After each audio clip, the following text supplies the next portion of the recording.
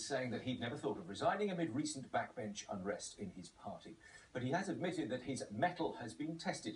In a speech this morning, he'll explain how he'll tackle what he calls a zero-zero economy, in which some people are on 0 hours contracts, while some of the richest pay zero tax. Here's our political correspondent, Chris Mason. Whatever you might have seen, Ed Miliband wants you to know he's not going anywhere. He's told our political editor, Nick Robinson, he has a renewed determination to fight for everyday working people. Disunited parties are parties that the public worry about, and I understand that. That's why we're going to go forward as a united party. That's why the feeling right across our party, the vast majority of people, is we're going to look outwards to the country. And I'm very clear about that. But there's another statistic, and you'll know it. It's not a comfortable one. In the latest poll, 73% of people say they can't see you as Prime Minister. Did you ever look at yourself and think, maybe I am part of the problem? No. I've got people to convince, of course I do, and that's what I'm going to do. You never thought of quitting? Absolutely not. You might not call it a fight back, but that is what it is. In a speech this morning, Mr Miliband will also step up his attack on UKIP.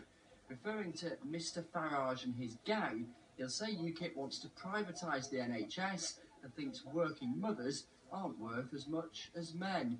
In response, Nigel Farage said Mr Miliband was an unelectable joke. UKIP is committed to the NHS being free for patients to access. The Conservatives claim the speech amounted to what they called Ed Miliband's 10-3 launch. Chris Mason, BBC News.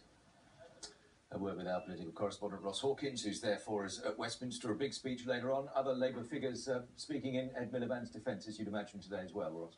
Yeah, and none of them are pretending that Labour haven't had a tricky time, that they haven't had a difficult couple of weeks. None of them are pretending there isn't a problem. But the suggestion this morning has been that there are hostile forces out there, in part the media, but also energy companies, also banks, who have got it in, who want to oppose Labour, who aren't on their side and who basically do not want to see them succeed. That Ed Miliband is standing up against vested interest in a way that others have not. And that was a point that Andy Burnham, the Shadow Health Secretary, picked up on when we spoke to him about an hour or so ago.